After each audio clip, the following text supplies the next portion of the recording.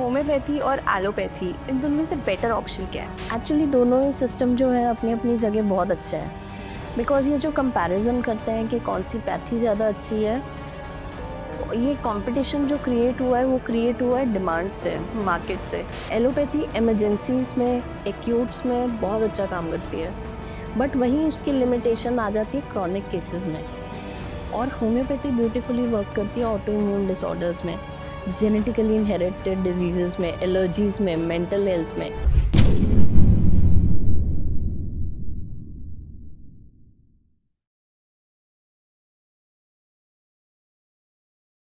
Welcome to TVT podcast. आज हमारे साथ हैं doctor Amita Arora ma'am as a homeopathic asthma expert.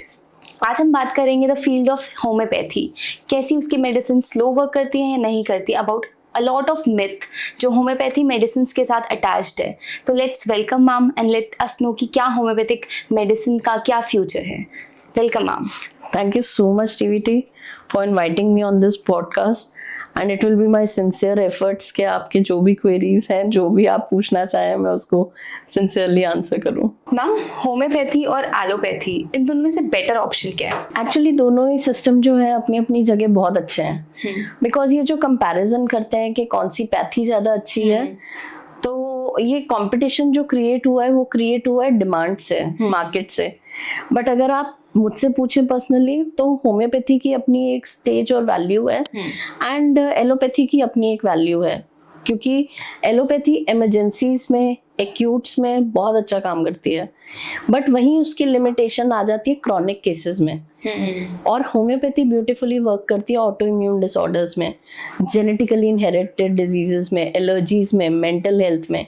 सो दोनों ही सिस्टम अपनी अपनी जगह इक्वल इंपॉर्टेंस रखते हैं। मैम, आजकल अस्थमा जो है बहुत बड़ा एक प्रॉब्लम बन गया है, तो हम उसको कैसे होम्योपैथिक के थ्रू डील कर सकते हैं? अस्थमा देखिए एक क्रॉनिक प्रॉब्लम इसलिए भी बनती चली जा रही है क्योंकि वो जेनेटिक भी इनहेरिट होता है। सेकेंडली, जिस एनवायरनमेंट में हम लोग रह रहे हैं, पॉल्यूशन, पोलन्स, इतनी एलर्जीज, ऊपर से जंक फूड का चलन, और बच्चे बड़े सब लोग ही खाते हैं आजकल, तो अस्थमा बहुत ज़्यादा बिल्डअप होता चला जा रहा है over the period of time.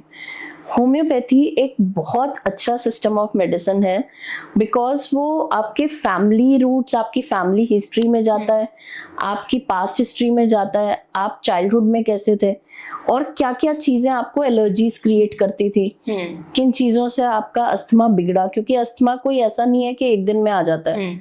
अगर सपोज किसी को कफ, कोल्ड वगैरह, साइनस वगैरह की प्रॉब्लम बचपन में रही, टॉन्सिलाइटिस रहा, या फैमिली ट्री में कहीं मिलता है, तो फिर उसमें अस्थमा डेवलप होने के चांसेस बहुत हाई होते हैं। तो होम्योपैथी जो है हमारे सेल्फ डिफेंस मैकेनिज्म पे वर्क करती है, इम्यूनिटी बिल्डअप करती है, हमारे जो अटैक्स हैं वो रिड्यूस करती है, चेंज ऑफ वेदर पे जो अस्थमा आता है उस पे वर्क करती है। सो चाइल्डहुड अस्थमा से लेके अगर अभी आपका रिसेंटली अस्थमा डेवलप हुआ है, उसमें होम्योपैथी बहुत अच्छे रिजल्ट्स देती है। और मैं ऑलमोस्ट 23 प्लस ईयर्स से अस्थमा के केसेस देख रही हूँ। ऑल्सो मैम, एलर्जीज बहुत ज़्यादा कॉमन होती हैं, क्या हम उसको भी होम्योपैथी के थ्रू क्योर कर सकते हैं? देखिए, एलर्जीज नेवर एंडिंग है। बिकॉज आज आपको पोलन से एलर्जी है, आपको किसी फूड एलर्जी हो जाएगी। आजकल आप देखते होगे बच्चों में लैक्टोज की, ग्लूटेन की बहुत ज्यादा इंटॉलरेंस होती चली जा रही है, जो ये सब एलर्जीज पहले नहीं हुआ करती थी, क्योंकि पहले बहुत अच्छा हेल्दी लाइफस्टाइल रहता था, खाना पीना प्योर होता था। तो अब जो ये एलर्जीज बढ़ती चली जा रही हैं, उसमें कोई सॉल्यूशन नहीं मिल पाता लोगों को एक्सेप्ट होम्योपैथी। बिकॉज होम्योपैथी क्या करती है, हमारे अगेन जैसे मैंने बताया अभी कि हमारे जो इम्यूनिटी होती है, हमारा सेल्फ डिफेंस मैकेनिज्म है, उसको स्ट्रॉन्ग करती है, बूस्टअप करती है। इंटेंसिटी और फ्रीक्वेंसी ऑफ एलर्जीज जो है वो धीरे धीरे घटती चली जाती है, आपके सिम्टम्स नीचे आते हैं, आपकी सफरिंग्स नीचे आती हैं, और जिन चीज़ों को आप एज अ एलर्जन जो अगर आपका होता है कोई भी, उसकी एक्सेप्टेंस फिर बॉडी में बढ़ती चली जाती है।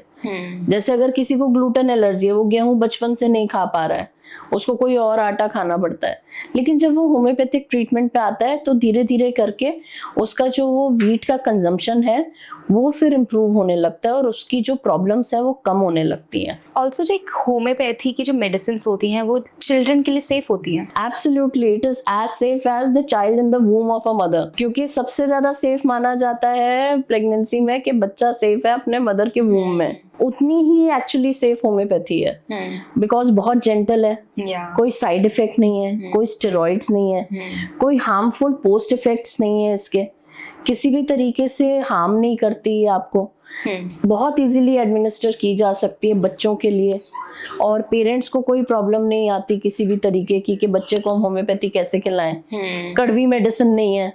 बच्चों की एक्सेप्टेंस बहुत अच्छी है, मेरे पास तो इतने बच्चे हैं क्लिनिक में कि उनको ये मेडिसिन इतनी अच्छी लगती है। देखिए, लेकिन मेडिसिन होती है, उसको मेडिसिन की तरह ही यूज करना चाहिए।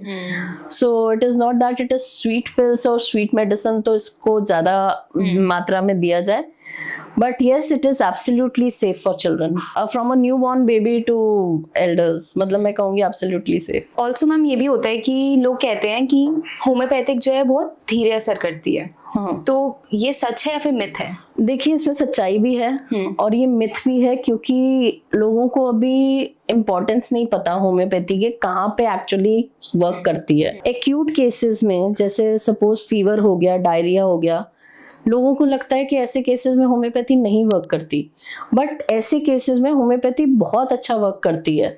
राइट डोजेज, राइट मेडिसिन अगर दी जाए, मैंने ऐसे ऐसे फीवर्स देखे हैं, स्वाइन फ्लू, यूटीआई का फीवर, डायरियाज, वॉमिटिंग्स, कि जो कि मेरे 4 से 5 घंटे में पेशेंट रिकवर हुए हैं। So it is not that कि homeopathy is slow acting. Homeopathy का एक कोर्स होता है ट्रीटमेंट का क्रॉनिक केसेस में। अगर सपोज लेट से अस्थमा ही लेते हैं, किसी को अगर अस्थमा है बहुत पुराना, 20 साल से अस्थमा है, अगर आप ये एक्सपेक्ट करें कि वो 6 महीने में ठीक हो जाएगा, नहीं हो सकता। आपका कमिटमेंट होना चाहिए होम्योपैथी की तरफ। आप रेगुलरली होम्योपैथिक ट्रीटमेंट लीजिए, सही डॉक्टर के पास जाइए, सही एडवाइस फॉलो करिए। जो डॉक्टर आपको मना करते हैं उस ड्यूरेशन में वो चीज़ें खाने पीने के लिए, वो मत खाइए पीजिए, तो तभी मेडिसिन अच्छी तरह से असर करेगी। मैं इसका एक छोटा सा एग्जांपल ऐसे देती हूँ आपको कि अगर हम बोले कि ड्रेनेज है, ब्लॉक हो गया, ठीक है, आप उसकी रोज सफाई करवा रहे हो किसी को बुला के कि भाई नहीं, ये ड्रेनेज बंद हो रहा है, इसको रोज साफ करो, लेकिन उसमें जो कचरा जा रहा है आप उसको तो नहीं रोक रहे ना, तो आपको रोज उसमें सफाई करवानी ही पड़ेगी। तो सेम गोज विद होम्योपैथी। अगर आप परहेज नहीं करोगे, आप ऐसी चीजें खा रहे हो जो कि एग्रीवेट करेगी आपकी प्रॉब्लम को। अगर आपको अस्थमा है, आप ठंडी खट्टी चीजें खा रहे हो, ऐसी चीजों को यूज कर रहे हो, स्ट्रॉन्ग परफ्यूम्स यूज कर रहे हो, तो कैसे अस्थमा ठीक होगा? फिर अगर आप होम्योपैथी को ब्लेम करोगे कि होम्योपैथी ने नहीं ठीक किया, तो ये तो गलत होगा ना। सो कुछ रिस्पॉन्सिबिलिटी होम्योपैथी की है, तो कुछ रिस्पॉन्सिबिलिटी पेशेंट्स की भी है। ऑल्सो हम होम्योपैथिक ट्रीटमेंट से हम कोल्ड, फीवर और साइनस जैसी प्रॉब्लम्स को भी हील कर सकते हैं बहुत अच्छी तरीके से। और मैं तो कहूंगी कि जितने भी आजकल एलर्जीज चल रही है, allergic rhinitis, allergic rhinosinusitis, because complexity बढ़ गई है विद पोलन्स, पॉल्यूशन, जो हमारा खाना पीना है उसमें, तो जो कॉम्प्लेक्सिटी ऑफ डिजीजेस बढ़ती जा रही है, उसमें आपने अगर देखा होगा तो किसी भी और मेडिसिन में आपको मल्टीपल मेडिसिन लेने की जरूरत पड़ती है, बट होम्योपैथी एक ऐसी पैथी है कि अगर आपको मल्टीपल प्रॉब्लम्स है ना, तो उसका एक यूनिक सॉल्यूशन दे सकती है होम्योपैथी। तो ऐसा नहीं है कि अगर आपकी कॉम्प्लेक्सिटी ऑफ डिजीजेस 10 है तो आपको पूरे दिन 10 दवाइयां खानी पड़ेंगी, आपकी 2 दवाइयों में ही काम हो जाएगा होम्योपैथी में, ठीक है ना। तो जिस तरीके से अब साइनस की बात कर रहे हो आप, एलर्जिक राइनाइटिस की बात कर रहे हो, तो इसमें सबसे बेस्ट होम्योपैथी वर्क करती है। तो आजकल इन चीजों को मैं बोलूंगी स्टेरॉइड्स की तरफ ले जाना गलत है, या फिर ऐसी चीजें यूज करना गलत है जब आपको एक सिंपल सॉल्यूशन होम्योपैथी में मिल रहा है। तो ऑल्सो लाइक आजकल मेंटल हेल्थ की इश्यूज बहुत हो रहे हैं, तो क्या हम मेंटल हेल्थ के जो इश्यूज हो रहे हैं उसको हम थ्रू होम्योपैथी ठीक कर सकते हैं? बिल्कुल जी, क्योंकि देखिए मेंटल हेल्थ एक ऐसी चीज है कि कोई और सिस्टम ऑफ मेडिसिन उसको बहुत अच्छा हील नहीं कर सकता। Okay. I'm not saying this just because I love homeopathy and I'm a homeopath, but because mental health में होम्योपैथी सबसे सेफ मेडिसिन है। और मेंटल हेल्थ हमने कोविड के बाद भी देखी लोगों की बिगड़ती हुई, because anxiety, fears, depression. In fact मैंने तो इतने केसेस देखे हैं जो पोस्ट सर्जरी या फिर प्री सर्जरी भी, जो अगर एंजाइटी फियर्स होते हैं, मैंने उसमें भी होम्योपैथी दी है अपने पेशेंट्स को, and that has really given wonderful results. Covid के बाद इतनी इनसिक्योरिटीज बढ़ गई लोगों की, फियर्स बढ़ गए, लॉसेस हो गए बिजनेस में, और लोग बाग उठ नहीं पाए अपने फाइनेंशियल सिचुएशन से, तो मेंटल हेल्थ खराब हो गई, बच्चों की स्टडीज खराब हुई, करियर खराब हुए। तो हम लोगों ने सबने देखा है कि उस पैंडेमिक में किस तरीके से मेंटल हेल्थ अफेक्ट हुई है। एंड इनफैक्ट मैं आपको एक और चीज यहाँ बोलना चाहूंगी कि कोविड के ड्यूरेशन में जो बच्चे पैदा हुए हैं उनकी भी इम्यूनिटी बहुत कॉम्प्रोमाइज हुई है। ठीक है जी। सो मेंटल हेल्थ इश्यूज बहुत ज्यादा हुए हैं कोविड के बाद। कोविड से पहले भी थे, लेकिन कोविड के बाद होम्योपैथी पे बहुत लोग आने लगे, बिकॉज होम्योपैथी ने उन मेंटल इश्यूज को एड्रेस किया, उन इश्यूज को संभाला। और अभी तक भी काफी मेरे पेशेंट्स ऐसे हैं जो मेंटल हेल्थ के लिए सिर्फ होम्योपैथी ही लेते हैं, बिकॉज दूसरे सिस्टम ऑफ मेडिसिन में ना बहुत स्ट्रॉन्ग साइड इफेक्ट्स हैं मेडिसिन के।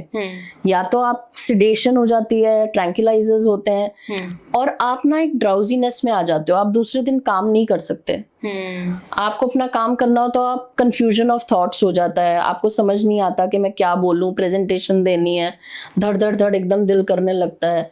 तो ये एंजाइटी, पैल्पिटेशंस होना, फियर्स आना, ये सब होम्योपैथी बहुत अच्छे से बैलेंस करती है। मैं यहाँ पे आपको एक और छोटा एग्जांपल देती हूँ। अभी एक रिसेंट वेब सीरीज आई है दुपहिया, उसमें एक बंदे को क्लेप्टोमेनिया होता है, चोरी करने की वो होती है। क्या आपको लगता है कि कोई और मेडिकल साइंस इन चीजों को ठीक कर सकती है, इस मेंटल हेल्थ इशू को? This is a mental health issue कि उसको चोरी करने की आदत है। ये होम्योपैथी एड्रेस करती है। We have medicine for kleptomania. ठीक है, मेरे पास ऐसे पेशेंट्स हैं जिनको ड्रोमोमेनिया है। एक छोटा बच्चा है, उसको ड्रोमोमेनिया है। ड्रोमोमेनिया में क्या होता है, अगर आपने लाल सिंह चड्ढा देखी हो, मिल्खा सिंह, कि भागता ही चला जाता है, भागता ही चला जाता है, रुकता ही नहीं है, तो उस बच्चे में वो है। अभी मैं उसका ट्रीटमेंट कर रही हूँ। तो इस तरीके के भी मेंटल हेल्थ इश्यूज हैं जो कि लोगों को पता ही नहीं है कि ये एक्चुअली मेंटल हेल्थ इशू है। राइट तो उसमें होम्योपैथी के बहुत अच्छे रिजल्ट्स हैं जी। मैम, हम होम्योपैथी के थ्रू कैसे अपनी इम्यूनिटी को बूस्ट कर सकते हैं? होम्योपैथी एक ऐसा सिस्टम है जो आपकी सेल्फ हीलिंग प्रॉपर्टीज पे वर्क करता है, आपकी इम्यूनिटी पे, आपके डिफेंस मैकेनिज्म पे। तो एक्चुअली हम बार बार बीमार क्यों पड़ते हैं? आपने सुना भी होगा कि कई बच्चे बार बार बीमार पड़ते हैं तो उनको हर कोई ओपिनियन देता है कि भाई तुम इस डॉक्टर को दिखाओ, ये तो बार बार बीमार पड़ रहा है, इसका इम्यून सिस्टम वीक हो गया है। तो ये इम्यून सिस्टम वीक होता है बहुत सारी चीजों के अटैक से, एनवायरनमेंट से, मेंटल स्ट्रेस से, टेंशन से, स्लीप से, एंजाइटी से। होम्योपैथी ही एक ऐसा सिस्टम है जो इन सब पे वर्क करता है। अब मैं अगर कन्वेंशनल मेडिसिन से कंपैरिजन करूं, आप लोगों ने भी कन्वेंशनल मेडिसिन ली होगी, किसी डॉक्टर ने इतनी डिटेल में केस हिस्ट्रीज नहीं लेते होंगे कि आपके लाइक्स क्या हैं, डिसलाइक्स क्या हैं, टेम्परामेंट कैसा है, आपको कौन सी तरीके की हवा अच्छी लगती है, आपको पसीना कितना आता है, यूरिन कितना आता है, आपके फैमिली हिस्ट्री में क्या क्या डिजीजेस हैं। ये सारी डिटेल होम्योपैथी में इसलिए चाहिए होती है because we have to work on immunity. ठीक है, आपकी फैमिली ट्री में क्या क्या डिजीजेस रहे हैं, ताकि हमें ये पता हो कि आगे आने वाले टाइम में भी आपकी फैमिली ट्री में क्या डिजीजेस आ सकते हैं। ठीक है, जैसे स्किन रेस्पिरेटरी है, डाइजेस्टिव मस्कुलोस्केलेटल है। सो ये सारे सिस्टम जो है हमारी बॉडी में हाथ में लाके चलते हैं। अगर इस एक सिस्टम भी अफेक्ट हुआ है तो दूसरा सिस्टम फिर से ट्रिगर हो सकता है। जैसे मैंने बहुत सारे अपने केसेस देखे हैं, अस्थमा के केसेस, जिनमें स्किन की प्रॉब्लम्स बहुत ज्यादा होती हैं, बट पेशेंट को रिलेट नहीं कर पाता। सो अब उनका इम्यून सिस्टम वीक है, तो एक सिस्टम तो ऑलरेडी ट्रबल में है ही, और दूसरा सिस्टम भी ट्रबल में आ रहा है। जिस पेशेंट को माइग्रेन है उसको पता नहीं है कि उसके गैसेस एसिडिटी की वजह से माइग्रेन ट्रिगर हो रहा है, तो अगेन उसका डाइजेस्टिव और मस्कुलोस्केलेटल इकट्ठा आ रहा है। तो ये सिस्टम जो है, जब एक सिस्टम ट्रबल में है तो दूसरा सिस्टम क्यों अफेक्ट हो रहा है? Because of lack of immunity. तो that is how homeopathic medicine are selected, customized in a particular way. अगर आपको मुझे दोनों को ही प्रॉब्लम माइग्रेन की है, हमारी सेम मेडिसिन नहीं जाएगी जी। हमें ऐसी मेडिसिन सेलेक्ट करनी पड़ेगी जो आपके लिए अलग होगी और मेरे लिए अलग होगी, कस्टमाइज्ड होगी हमारी कंप्लेंट्स पे।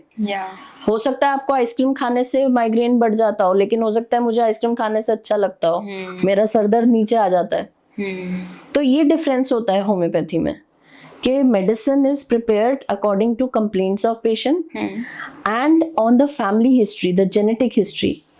So then only we can increase the immunity. We cannot increase immunity like that.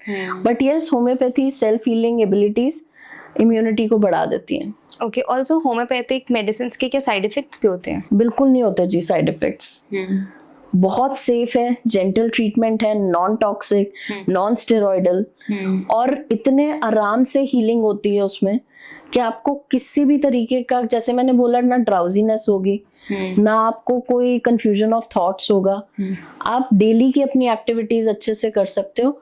And कोई बहुत कॉम्प्लिकेटेड मेडिसिन नहीं है सारा दिन लेने के लिए. आप आराम से बिना पानी के भी ले सकते हो, पानी के साथ भी ले सकते हो, खाने से थोड़ा गैप मेंटेन करके ले सकते हो. सो it is a very easy system of medicine. Ma'am, बहुत लोगों को होम्योपैथी पे ट्रस्ट नहीं होता है इन द स्टार्ट, तो कैसे वो ट्रस्ट हम बिल्ड कर सकते हैं ऑन होम्योपैथिक मेडिसिन? देखिए, होम्योपैथी को अभी आए हुए कुछ 200+ ईयर्स हुए हैं. ठीक है, होम्योपैथी आई थी 1796 में. ओके. तो तब उसने चैलेंजेस फेस किए, लेकिन आज जहाँ हम खड़े हैं वो बहुत बेटर स्टेज है उस स्टेज से. ठीक है, तो लोगों में एक्सेप्टेंस आई है, ग्लोबली एक्सेप्टेंस बहुत ज्यादा आई है होम्योपैथी की. तो जो लोग होम्योपैथी पे अभी ट्रस्ट नहीं कर पा रहे, उनको खुद को एक्सपीरियंस करना होगा होम्योपैथी को. उन्होंने अभी रिजल्ट्स नहीं देखे. अभी लोगों की सुनी सुनाई बातों पे बिलीव करते हैं कि अरे पहले बढ़ा देगी, अरे धीरे काम करेगी, अरे तुम्हें आराम नहीं आएगा, मीठी गोलियां हैं काम नहीं करेगी.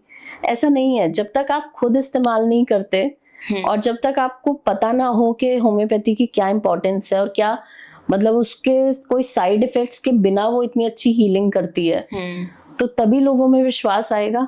आज जो मेरे पास पेशेंट्स आते हैं जी, और जो 10 साल पहले मेरे से ट्रीटमेंट लेते थे, वो आज तक भी ट्रीटमेंट में जुड़े हुए हैं होम्योपैथी के. उनको फीवर भी होता है ना, तो जस्ट मुझे कॉल करते हैं कि मैम ऐसे ऐसे फीवर हो रहा है, होम्योपैथी से ही ठीक होगा, हमें और कोई स्टेरॉइड्स या कोई एंटीबायोटिक्स पे नहीं जाना. बिकॉज नाउ दे नो कि बार बार एंटीबायोटिक्स लेके भी उनका फीवर नहीं जाने वाला.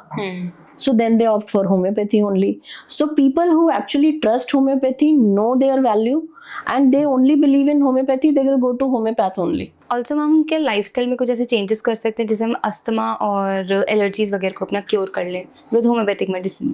देखिए, मेडिसिन के साथ साथ तो लाइफस्टाइल चेंजेस जरूरी हैं. Because the amount of maida we consume, the amount of sugars we consume, ये सब रोकना बहुत जरूरी है, खासकर बच्चों में, क्योंकि आगे आने वाली जनरेशन वही है.